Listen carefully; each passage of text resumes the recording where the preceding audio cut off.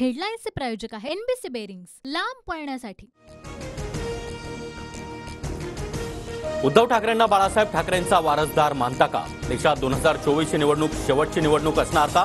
संपादक उमेश कुमावतांचे सवाल आणि पंतप्रधान मोदींची उत्तरं। पंतप्रधान नरेंद्र मोदींची राऊंड टेबल महामुलाखत आज रात्री 8 वाजता। तो आप बालासाहेब ठाकरे का विरासत का उत्तराधिकारी मानते हैं या नहीं?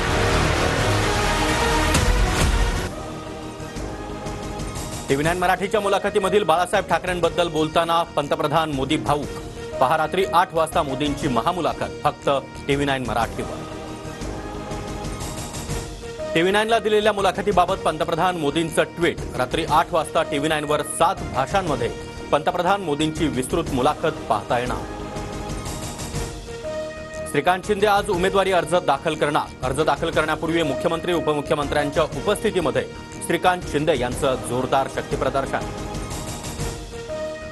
महायुतीचे नाशिक दिंडोरीचे उमेदवार आज उमेदवारी अर्ज भरणार। मुख्यमंत्री आणि उपमुख्यमंत्र्यांच्या उपस्थितीत हेमंत गोडसे, भारती पवार उमेदवारी अर्ज भरणार।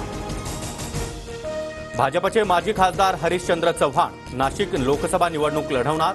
हरिश्चंद्र चव्हाण अपक्ष निवडणुकीच्या रिंगणात। ठाकरे गटाचे उत्तर पश्चिम मुंबई लोकसभेचे उमेदवार अमोल कीर्तिकर आज उमेदवारी अर्ज दाखल करणार। अर्ज दाखल करण्यापूर्वी अमोल कीर्तिकर यांच्याकडून बाळासाहेब ठाकरेंना अभिवादन। ठाकरे गटाच्या पालघर लोकसभेच्या उमेदवार भारती कांबडी आज उमेदवारी अर्ज दाखल करणार। भाजपकडून पालघरसाठी अद्याप उमेदवाराची घोषणा नाही। शरद पवार गटाचे भिवंडी लोकसभेचे उमेदवार बाळामामा म्हात्रे आज उमेदवारी अर्ज भरणार। अर्ज भरण्यापूर्वी पवार गटाकडून भिवंडीमध्ये शक्तीप्रदर्शन। इंडिया आघाडीचं सरकार आल्यावर एकत्र बसून पंतप्रधान ठरवणार। देशाला 5 वर्ष स्थिर सरकार देणार। शरद पवारांची प्रतिक्रिया। धर्माच्या आधारावर आरक्षण ही संकल्पना आम्हाला मान्य नाही। मोदींनी जरी धर्माच्या नावावर आरक्षण दिलं तर संघर्ष करू। शरद पवारांचं मोदींना उत्तर। सांगली लोकसभेच्या जागेवर चर्चा न करताच निर्णय झाला। सांगलीच्या जागेवर उमेदवार जाहीर झाल्यानंतर आम्हाला देखील बातम्यांमधून समजलं। शरद पवारांचं वक्तव्य। सांगलीमध्ये भाजपचे 2 उमेदवार, एक काका आणि एक दादा। संजय राऊतांचा विशाल पाटलांना खोचक टोला।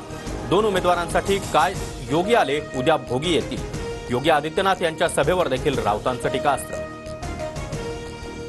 काही जण म्हणतात अजित पवारांनी या वयामध्ये शरद पवारांना सोडायला नको होतं, मात्र मी कधीही शरद पवारांना सोडलं नाही। अजित पवार यांचं वक्तव्य। सुप्रिया सुळेंच्या प्रचारासाठी आज शरद पवारांच्या 3 सभा। संध्याकाळी 7 वाजता माळेगावात शरद पवारांची जाहीर सभा होणार। सांगली लोकसभेचे ठाकरे गटाचे उमेदवार चंद्रहार पाटील यांच्यासाठी आज महाविकास आघाडीची सभा।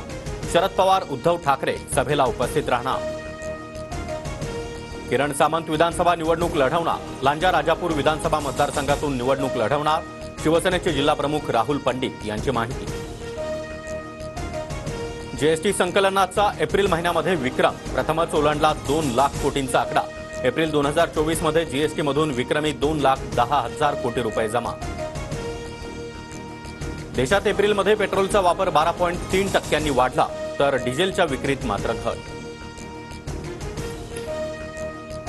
आजपासून 29 मे पर्यंत कोकण रेल्वे मार्गावर मेगा ब्लॉक। उड्डाणपुलाच्या कामासाठी 29 मे पर्यंत मेगा ब्लॉक। गोव्याला जाणाऱ्या रेल्वे गाड्यांवर परिणाम होणार। हेडलाईन्सचे प्रायोजक आहे एनबीसी बेरिंग्स, लांब पळण्यासाठी।